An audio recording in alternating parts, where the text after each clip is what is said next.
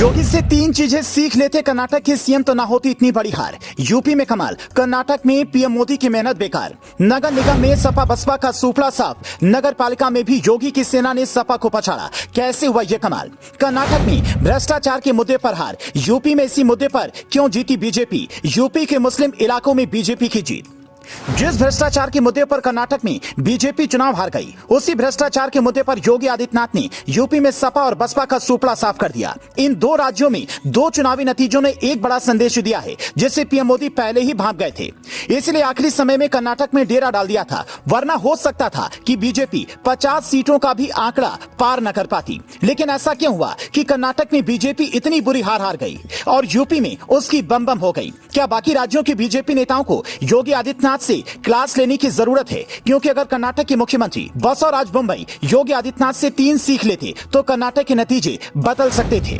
पहला, भ्रष्टाचार पर जीरो टॉलरेंस की नीति। योगी आदित्यनाथ ने कई बार अपने नेताओं पर भी कार्रवाई की, लेकिन कर्नाटक के लोकल लीडरशिप पर भ्रष्टाचार के आरोप लगते रहे और उन्होंने उसका जवाब नहीं दिया। दूसरा, जनता की नब्ज टटोलना। कर्नाटक की जनता किस मुद्दे पर सरकार से नाराज है, ये लोकल बीजेपी के नेता समझने में नाकाम रहे हैं। जबकि योगी आदित्यनाथ ने अतीक जैसे माफिया पर सख्ती दिखाई और फिर बाकी माफियाओं के साथ भी वही हुआ और जनता उससे खुश दिखी। तीसरा, पीएम मोदी के ऊपर पूरा चुनाव छोड़ देना। यह बात सही है कि पीएम मोदी चुनाव को बदलने का मादा रखते हैं, लेकिन लोकल लीडरशिप का तैयार होना भी जरूरी है, जिसका उदाहरण यूपी और असम में देखने को मिला।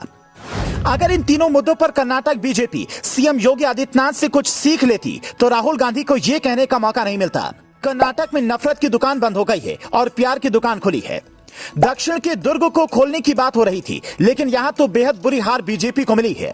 इसके पीछे भ्रष्टाचार का मुद्दा सबसे बड़ा है, लेकिन लोकल लीडरशिप का न होना भी कम नहीं है। 2008 में जिस कर्नाटक में बीजेपी ने दक्षिण के दरवाजे खोले थे, लेकिन उस वक्त बहुमत नहीं था, तो रेड्डी ब्रदर्स की मदद से बीजेपी की सरकार बनी, जिस पर अवैध खनन से पैसा बनाने की गंभीर आरोप लगे थे। इस बार जब सरकार बनी तो बीएस येदियुरप्पा पर भ्रष्टाचार के आरोप लगे, उन्हें मजबूरन इस्तीफा देना पड़ा और फिर बोम्मई को सीएम बनाया। यहीं से यह बात स्थापित हो गई कि भ्रष्टाचार हो रहा था। 2013 में भी जब येदियुरप्पा पर भ्रष्टाचार के आरोप लगे थे तो उन्होंने बीजेपी छोड़कर अपनी पार्टी बना ली थी और विधानसभा चुनाव लड़ा। नतीजा, बीजेपी की बुरी हार हुई। इस बार येदियुरप्पा ने अलग पार्टी तो नहीं बनाई, लेकिन फिर भी हार हुई। लेकिन यूपी में ऐसा नहीं है। वहां नगर निगम की सारी 17 सीटें बीजेपी ने जीती। सहारनपुर, मुरादाबाद और मेरठ जैसे मुस्लिम बाहुल इलाके में सपा को हार का सामना करना पड़ा। नगर पालिका अध्यक्ष और वार्ड के नतीजों में भी सपा और बसपा का बुरा हाल हुआ। तो ये नतीजे दर्शाते हैं कि सीएम योगी आदित्यनाथ को जमीनी हकीकत पता थी, इसलिए उन्होंने काफी मुस्लिमों को भी टिकट दिया और नतीजा, मुस्लिम इलाके में बीजेपी की जीत हुई, जहां से सपा सबसे ज्यादा उम्मीद लगाए बैठी थी। अब पीएम मोदी को चाहिए कि योगी आदित्यनाथ से बाकी नेताओं को क्लास दिलवाएं, क्योंकि हर चीज तो वो बताने नहीं आ सकते। इस पर आपकी क्या राय है, हमें कमेंट करके बता सकते हैं। Bureau report, news flash.